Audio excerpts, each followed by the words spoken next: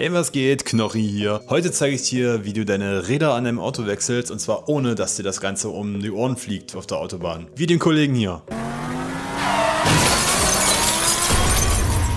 Genau das passiert übrigens, wenn du es falsch machst. Aber keine Sorge, nach diesem Video hier bist du der König der Radwechsler. Das klingt gut, also dann los. Bevor wir jetzt allerdings wirklich loslegen, möchte ich dich hier nochmal ganz kurz und klipp und klar darauf hinweisen, wenn du jetzt hier einen Fehler machst und irgendeinen Schritt vergisst und nicht richtig ausführst und dir fliegt selber ein Rad weg auf der Autobahn, dann haftest du mit deiner eigenen Versicherung dafür. Ich will dir jetzt hier natürlich keine Angst machen.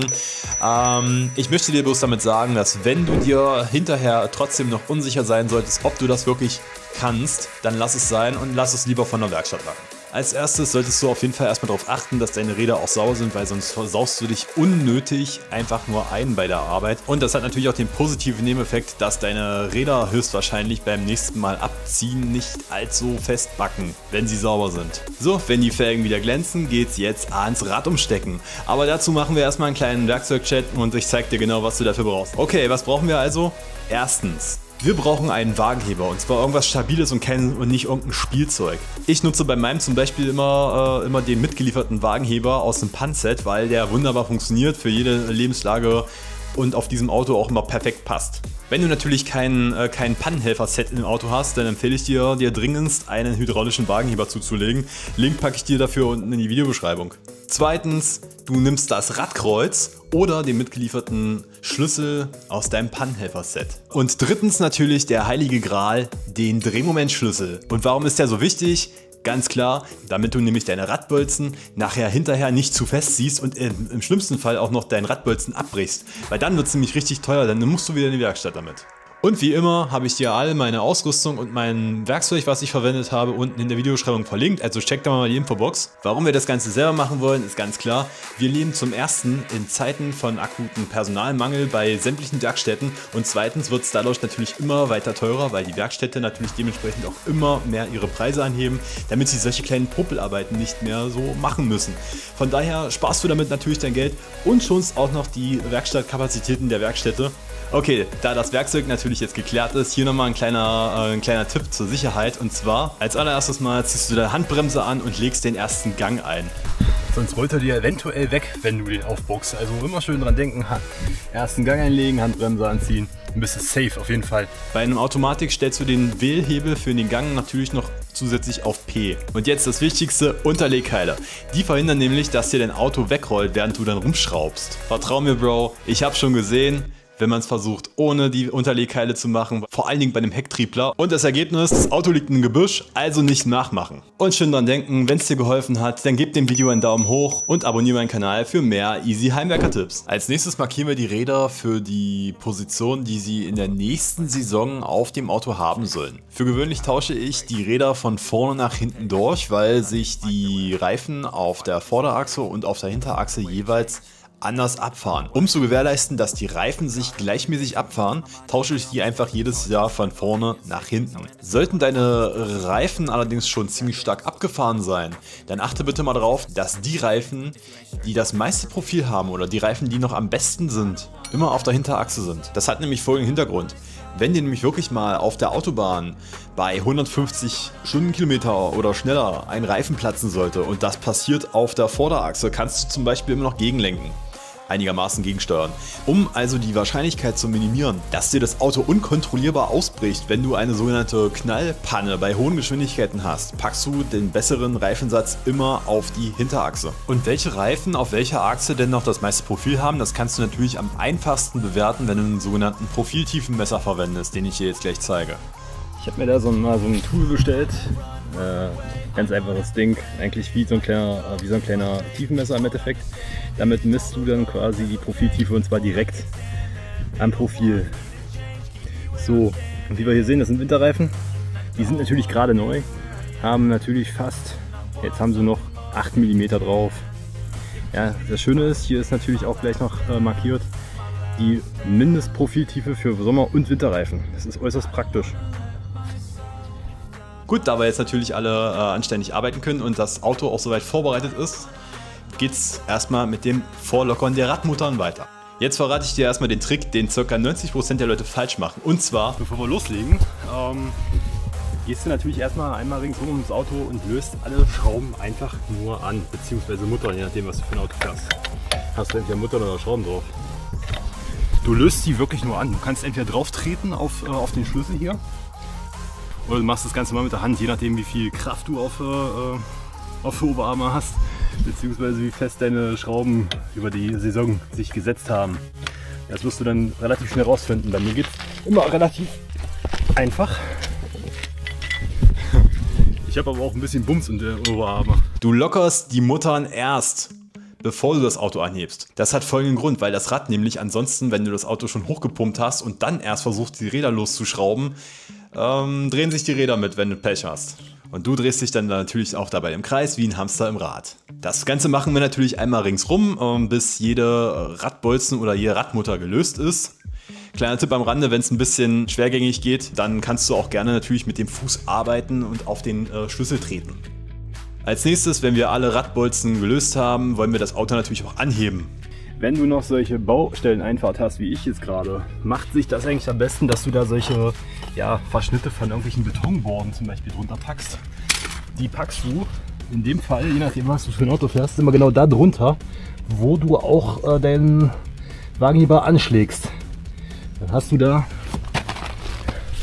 wenn du den normalen Wagenheber von dem Auto benutzt, natürlich immer einen perfekten Auflagepunkt. Dann kannst du dir nicht wegrutschen und nicht einsinken. Weil man darf nicht vergessen, hier liegt gleich über eine Tonne Kraft drauf, wenn ich auch hochdrehe. Hierfür suchst du dir die Markierungen unter deinem Schweller, die extra für deinen Wagenheber da sind. Da gehört auch der Wagenheber hin, nicht irgendwo anders unter deinem Schweller.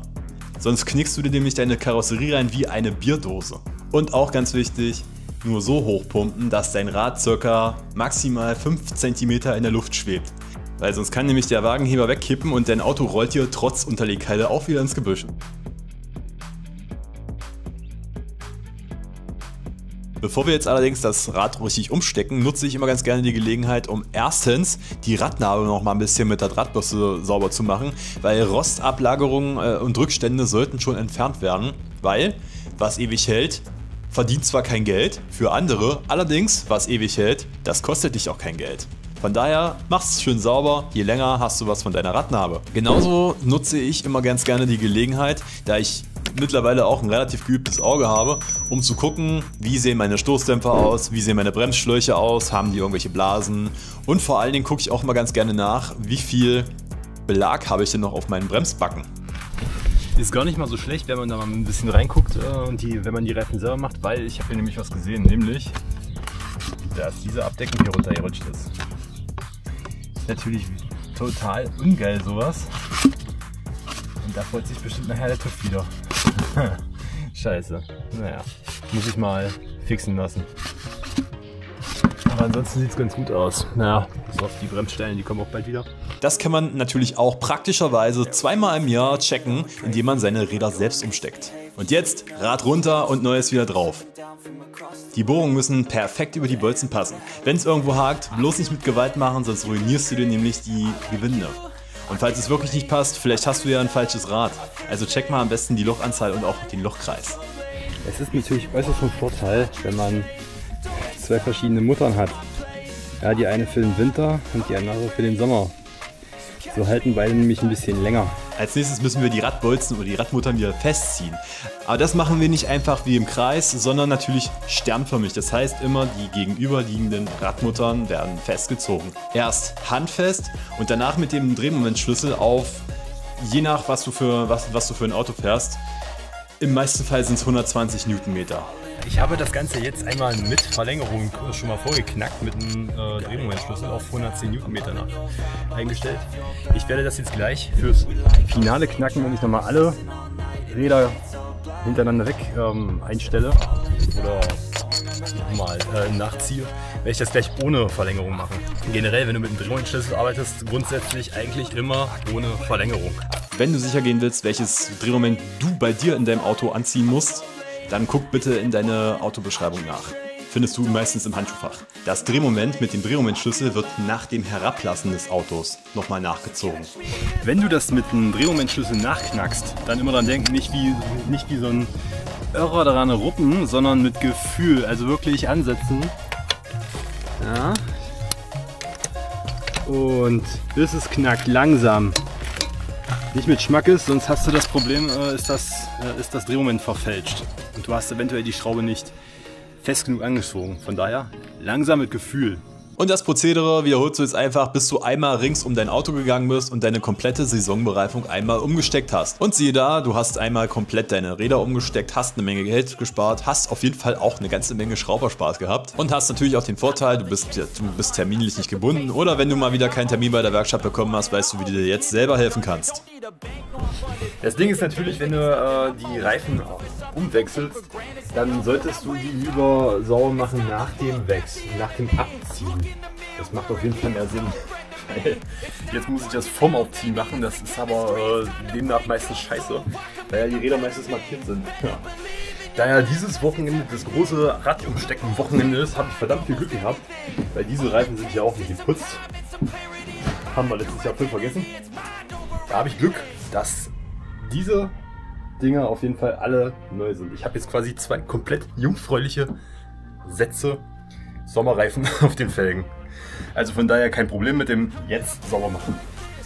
Also zum Saubermachen deiner Räder nimmst du am besten ganz einfach und ganz easy, unkompliziert, einfach irgendeine Geschirrbürste, die du noch da liegen hast und die du dementsprechend ausmustern willst und natürlich Felgenreiniger deiner Wahl. Einen Gartenschlauch brauchst du auch ein bisschen und vor allen Dingen brauchst du ein bisschen Platz im Garten, damit du auch nicht alles unter Wasser setzt. Und let's go! Erstmal die Innenseite sauber machen und dann die Außenseite, dann bleibt die nämlich auch sauber und vor allem die Radnabe hat ein bisschen Zeit zu trocknen.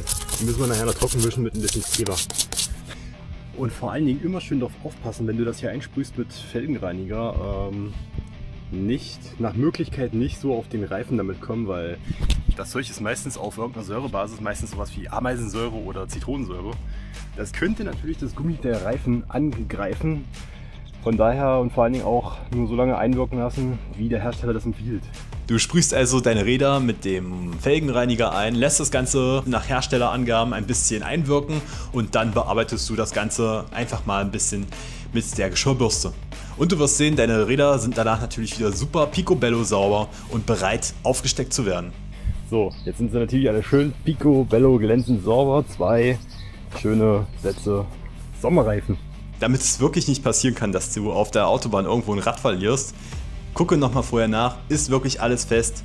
Geh am besten noch ein zweites Mal einmal ums Auto rum mit dem Drehmomentenschlüssel und knacke nochmal alle deine 4 Räder jeweils sternförmig mit dem Drehmomentenschlüssel nach. Und stell dir auch deinen Tageskilometerzähler einmal auf 0, weil nach 50 Kilometern musst du nämlich das Prozedere mit dem Nachknacken der Räder nochmal wiederholen, weil sich beim Fahren dementsprechend auch die Muttern oder die Radbolzen auch setzen können. Das ist übrigens kein Vorschlag, das ist Gesetz. Und für alle, die jetzt natürlich noch dabei sind, es gibt noch einen kleinen Zusatztipp, wenn deine Radbolzen oder auch Radmutter ein bisschen schwergängig gehen, wie du die am besten pflegen und reinigen kannst. Hierfür benutzt du dir am besten entweder ein Stofftuch oder ganz viele Küchentücher, Brennspiritus oder reinen Alkohol und WD-40.